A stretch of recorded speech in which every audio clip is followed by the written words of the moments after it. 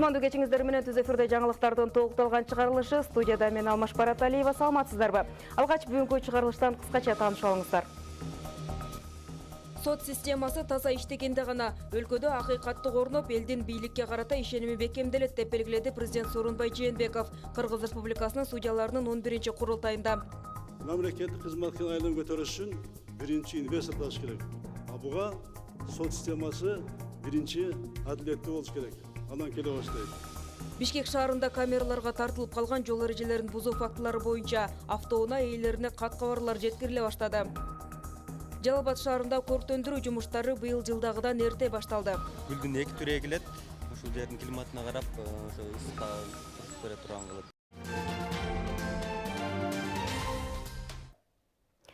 Сот системасы таза иштегенде гана өлкөдө акыйкаттык орноп, элдин бийликке карата ишеними бекемделет деп белгиледи Кыргыз Республикасынын президенти Сооронбай Жээнбеков.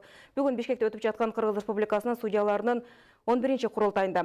Бүгүнкү өтүп жаткан курултай сот системасы үчүн эле эмес, жалпы өлкөбүз үчүн өтө маанилүү окуя. Анткени адилеттүү, көз карандысыз сот системасын орнотпой туруп, өнүккөн мамлекетти куруу мүмкүн эмес экенин өзүбүздүн тажрыйбабыз көрсөттү. Сот системасы таза иштегенде гана өлкөдө акыйкаттык орноп, элдин бийликке карата ишеними бекемделет. Өзүбүздүн жарандардын, чет элдик өнөктөштөрдүн, инвесторлордун бийликке болгон мамилеси биринчи кезекте сотторго жана укук коргоо органдарына байланыштуу. Өлкөбүздө жүрүп жаткан улуттуу реформаларды ишке ашыруу сот системасынын адилеттүүлүгүн камсыз кылууга барып такалды. Бир катар жакшы демилгелер соттордун адилетсиздигинен улам токтоп калган учурлар бар. Коомдук албетте мындай кырдаалды кескин өзгөртүүнү талап кылууда.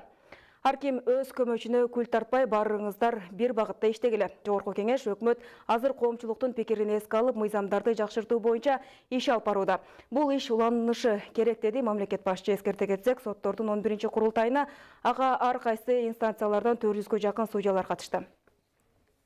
Мугалимдерге, медиктерге жана башка тармактарга кереги жок дейсиңер каражат. Аларга да керек.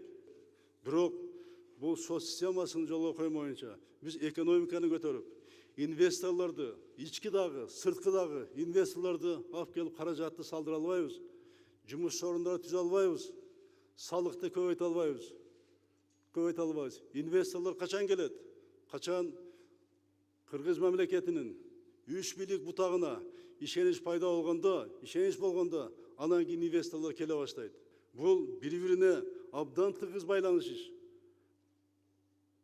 Biz mugallimlerden, врачтардын, башка соц тармакта иштеп аткан, бюджетте отурган мамлекеттик кызматкерлердин айлыгын көтөрүш үчүн биринчи инвестор табыш керек. Буга сот системасы биринчи адилеттүү болуш керек. Анан келе баштайт. Бирок мына каражат бөлүп атабыз. Бирок мына көрүп атасыңар, силерден азырынча ошого жараша кайтарым болбой. Жалал Абад шаарында көрктөндүрүү жумуштары быйыл жылдагыдан эрте башталды. Борбордук көчөлөрдө көчөттөрдү отургузуу, жашылдандыруу кызуу жүрүп жатат. Алсак ал үчүн атайын өсүмдүктөр өстүрүүчү жерде Роза гүлүнүн 2 жылдык көчөттөрү даяр болду. Жумуш жүрүп жаткан жеринен Таттыгүл Жумакары кызы айтып берет. Бул жер шаарды көрктөндүрүүгө багытталган. Тагыраагы көчөттөр даярдалуучу аймак. 2 жыл мурда анын сабагы тигилген. Азыр болсо Роза гүлүнүн көчөттөрү башка жакка көчүрүлүүгө даяр. Көчөттөрдү сугарып, чабабыз, карайбыз. Күзгө амалап келип, калемче кылып эгебиз жерге шаар. Аны жерден шаарга алып барабыз, эгебиз тамыр чыккан. Көктөбөй калгандарды алып, ордуна башка эгебиз. Курап калгандарды алып. Бул аймакта азыр 15ке жакын жумуш эмгектенүүдө. Бири көчөттөрдү казып берсе, экинчиси аны ташып жеткирет. Айтор эмгекчил жамаат шаарды гүлдөтүүгө даяр. Бирок эгилген гүлдөрдү тебелеп, ананда үзүп кеткендер бар. Кызматкерлер калаа тургундарынан жаратылышка аяр мамилени күтүшөт. Көчөдө адамдар көптөр ушундай туура эмес мамиле кылат гүлдөргө, жулуп кетишет. Айтор тартиби жок адамдар көп да. Biz bunu avaylap, kança menet kılıp, apar эгебиз, ушуну кичине барктап кошпойт, жулуп кетет, уздап кетет. Жалал Абад шаардык көрктөндүрүү жана жашылдандыруу чарбасында шаарды көрктөндүрүү үчүн бардык шарттар каралган. Жумушчулар жетиштүү. Бир гана заманбап күнөскана жоктугунан көчөттөрдү сактоо кыйынга туруп келген. Бирок жакында шаардык бюджетке күнөскана куруу планы киргизилген. Шаардык кеңештин депутаттары атайын тыйын карап берип, быйылкы жылы жаңы күнөсканага ээ болобуз. Азыркы учурда Ленин көчөбүздө, Манас көчөбүздө, Осман көчөсүндө мына өзүңүздөр көргөндөй питомнигибизден чыккан роза гүлүбүздүн көчөттөрү эгилип атат. Жок жерлерге эгилип атат, ал эми бар жерлерге толук алынып атат. Шергази Соронбаев гүлдөрдү тигүүдө дизайнер. Ал алдын ала божомол менен анын формасын кагазга сызып, анан компьютерге түшүрөт. Азыр жумуш колундагы кагаз аркылуу башталды. Бир аз жерден 1 метр өйдө көтөрүп, пирамида үлгүсүндө кылып түзгөнбүз. Гүлдүн эки түрү эгилет. Ушул жердин климатына карап, ошо ысыкка туруп бере турган кылып. Уклон болот, бир жак тарабы, ортосу тегиз болот. Ортосуна тегиз жерине башка гүл, уклонго башка гүл эгилет да. Жылдагыдан өзгөчөлөнүп ошо жаңы дизайндарды киргиздик. Быйылкы жылы дарактардын жаңыча түрлөрү, гүлдөрдүн 9 түрү отургузулат. Гүлдөргө кыргыз оюларын түшүрүү өзгөчөлүгү киргизилген. Алдыда майрамдарга карата 10го жакын инсталляция жасалуу пландары коюлган. Таттыгүл Жумакар кызы, Бекмамат Алишер уулу, Жалал Абад шаары. Нокенде быйыл пахта аянттары кеңейтилүүдө. Жаз жарыш, күз күрөш демекчи учурда дыйкандар талаада ак алтынды эгүү менен алек. Жеринен кабарчыбыз Диана Райымжанова айтып берет. Ак алтындын мекени аталган Нокенде быйыл пахта аянттары кеңейтилет. Өткөн жылы 6000 гектардан ашуун жерге пахта эгилип, андан 24 000 тоннадан ашуун ак алтын өндүрүлгөн. Эң башкысы анын баасы дыйкандардын мээнетин текке кетирген жок. Мындан улам быйылкы жылда дыйкандардын басымдуу бөлүгү ак алтын эгүүнү пландашууда. Жерлерин айдоо иштери менен алек болуп жаткан дыйкандар апрель айынан тарта эге башташат. Быйылкы жылы 7300 гектар жерге şu dıykandarız pakta егебизде пландаштырып койгон. Bunun себеби өткөн жылы пактанын баасы жакшы болду. 45 сом, 47 сомго чейин чыкты. Ошондуктан дыйкандарыбыз ушу пакта эккенге кызыгышып быйыл жер аянтын көбөйттү. Пакта эге турган аянтты. Райондо калтын саны 137 миңди түзөт. Алардын басымдуу бөлүгү дыйканчылык жана чарбачылык менен алектенишет. Климаты да эгин талагылууга ыңгайлашкан. Андыктан пактанын баасы бир нукта болуп турса, жылдан жылга аны кеңейтүүнүн мүмкүнчүлүгү бар. Райондо 7 үрөнчүлүк чарбабыз бар. Анын 6 үрөнчүлүк чарбасын пактанын үрөнү менен алектенишет. Үрөн чарбаларда сапаттуу биринчи, экинчи репрессиягы үрөндөр даярдалып, азыр дыйкандарга уже бериле баштады. Баасы быйылдагы кымбат болсо, былтыркыдай, келерки жылы мындан да көбүрөөк пакта аянты көбүрөөк болот. Район боюнча 20 956 гектар айдоо аянты бар. Анын 2250 гектарына жашылчалар эгилет. Ал эми Достуу айыл аймагында болсо азыркы тапта 600 гектар аянтка жашылчалардын түрү эгилүүдө. Мындагы дыйкандар элдин керектөөсүнө жараша түшүм өндүрүп, ички руноктуу жашылча менен камсыз кылышат. Январь айынан баштап эле дыйкандарыбыз үйлөрүндө, парниктерде өсүмдүктөрдүн көчөттөрүн өстүрүшөт. Анан кийин мына уже февраль айында эртеги өсүмдүктөрдү талаага алып чыгып отургузушат. Атап айтсак, мисалы, мына азыр капустаны көрүп турасыздар. Ушул эртеги жазгы капуста. Эми мындан кийин дагы помидор, бадыраң, ошогон өсүмдүктөрдү алып чыгып отургуза беришет. Жаз келип жергебизде талаа иштери жанданды. Албетте азыркы тапта маңдай тер төккөн дыйкандардын мээнети кайтар күн да алыс эмес. Диана Райымжанова, Оларбек Мурзабеков, Нокен району. Кыргыз Республикасынын вице-премьер-министри Алтынай Өмүрбекова Кыргыз Республикасынын ювенталык юстиция борбору боюнча ведомстволор аралык координациялык кеңешинин кезектеги жыйынын өткөрдү.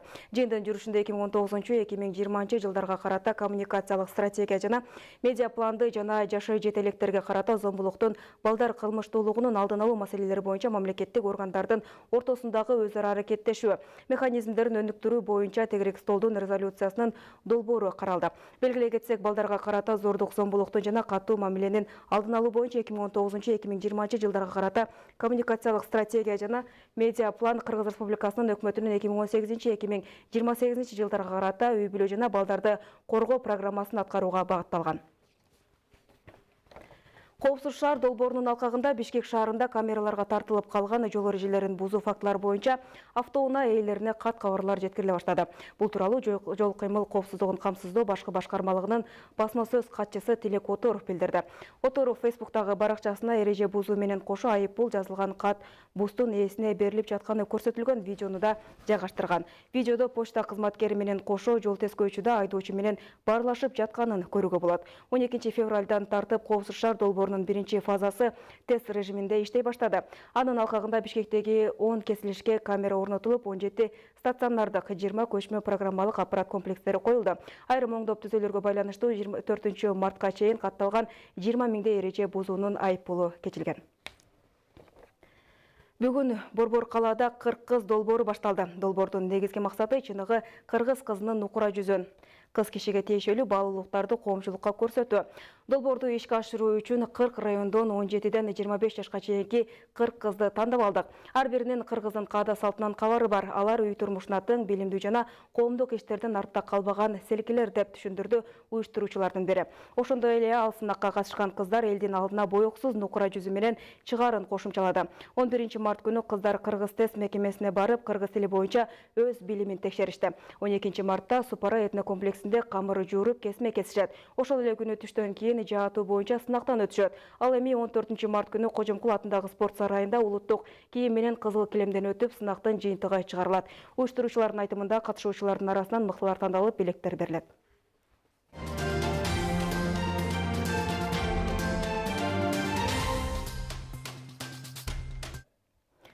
Сузак районундагы мектеп жаштары ар тараптан демилге көтөрүп чыгышты. Райондук мамлекеттик администрациясында жергиликтүү жетекчилер менен меморандумга кол коюшту. Жаңы дем менен жаңы идеяларга бай жаштардын жыйынынан кезектеги тасмадан тааныша аласыздар. Райондун аймагындагы орто мектептерден чогулган окуучулар, мектеп президенттери жана премьер-министрлери алар бийлик өкүлдөрү менен бирге өткөрүлүп жаткан чогулушта коомчулукта көйгөй жараткан маселелерди ортого салып чыгышты.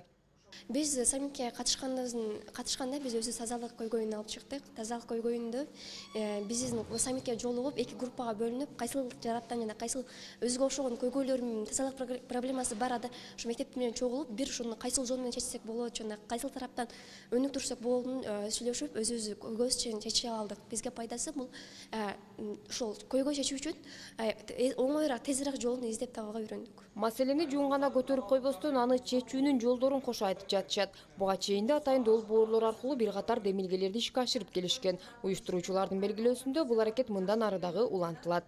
Буюрса биздин максат бүгүнкү күндүн жыйынтыгында булар ошол көйгөйлөрдүн бардыгыны аз группаларда иштешип меморандум түзүшөт.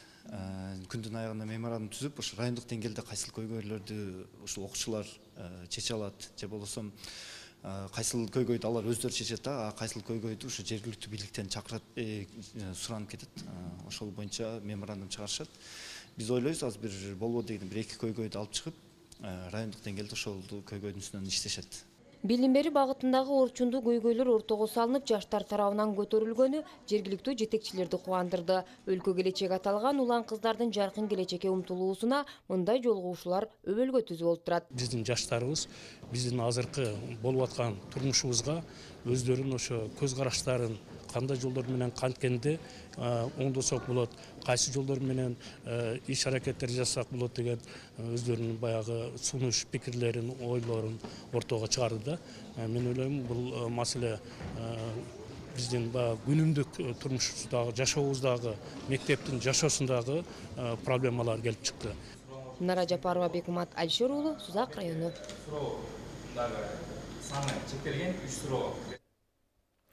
Ал эми учурда областыбыздын аймагында жаштарды ар тараптан өстүрүү максатында түрдүү окуу борборлору иштеп келет.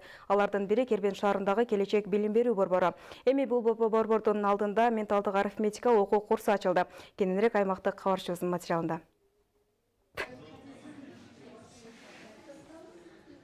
Менталдык арифметиканын борбору Кытай мамлекети болгон. Кытайда бул арифметика саунпан деп аталып, балдардын мээсин толук кандуу иштетүү менен алардын талантын өрчүтүү болгон. Учурда менталдык арифметикадан дүйнөнү таң калтырган таланттуу балдар чыгууда дейт уюштуруучулар. Бүгүнкү күнкү ачылышыбыз бул менталдык арифметиканы алып келип отурабыз. Бул дагы болсо бул замандын керектүү дагы бир жаңылыктары болуп атат. Биздин ушу жаштарга бул мүмкүнчүлүктү дагы тартуулайлы деп чечтик. Ошон үчүн бизде Дарыгүл деген эжекебиз бар. Ошол эжекебиз келип ушул биздин центрде азыр ушу менталдык арифметиканы баштап отурабыз. Келечек билим берүү борбору буга чейин англис тилин окутуу менен аны практика менен айкалыштырып, окуучулардын англис тилинде сүйлөп, иштей билүүсүн калыптандырып келген. Бул борборго тартылгандардын саны өсүп барат. Бул менталдык арифметиканы окуп үйрөнүп, эме кылса, бул башка окуп предметтерин да жакшы өздөштүрөт. Чет тилдерине бат жаттаганга шарт түзүп берет да менталдык арифметика. Буну 16 айда, менталдык арифметика 16 айда толук курс бүтөт. Биринчи биз кошууну үйрөтөбүз 4 ай, экинчи 4 айда кемитүүнү үйрөтөбүз. 4 амалды, негизги 4 амалды үйрөтөбүз. Менталдык арифметикага балдарын окутам дегендердин саны арбын экендигин бүгүнкү ачылышка келген ата-энелер көрсөттү. Анткени алыскы аймактардан да ата-энелер келишкен. Буларга республикадагы интеллект окуу борборунун негиздөөчүсү кеңири маалымат берди. Албетте, менталдык арифметиканын балдарга абдан чоң пайдасы бар. Алардын эске тутуму, алардын келечекке болгон көз карашы, ой жүгүртүүсү ушул менталдык арифметиканын негизинде негизделет. Себеби дегенде бул уже Жапония өлкөсүндө, Кытай мамлекетинде бул уже негиз эметилген, далилденген. Ошон үчүн ошол нерсе менен биздин балдар да окуп калсын деген ниетте ушул нерсени жайылтуудабыз Кыргызстанга. Балдардын акыл сезимин күчөтүп, арифметика боюнча дүйнөлүк мелдештерге катышууга шарттар түзүлгөнүнө мындагылар ыраазы. Тагайбек Акматов, Абдумомун Калбаев, Топчубек Ашыралы уулу, Аксы району. Кезек спорт кабарларында дем алыш күндөрү Сузак районуна караштуу номер 9 Мичурин атындагы орто мектептин базасында спорт оюндарынын бир нече түрүн камтыган райондук спартакиада болуп өттү. Окуучу спортчулардын таймаштары менен жеринен спорттук кабарчыбыз Маматкадыр Маматалиев айтып берет.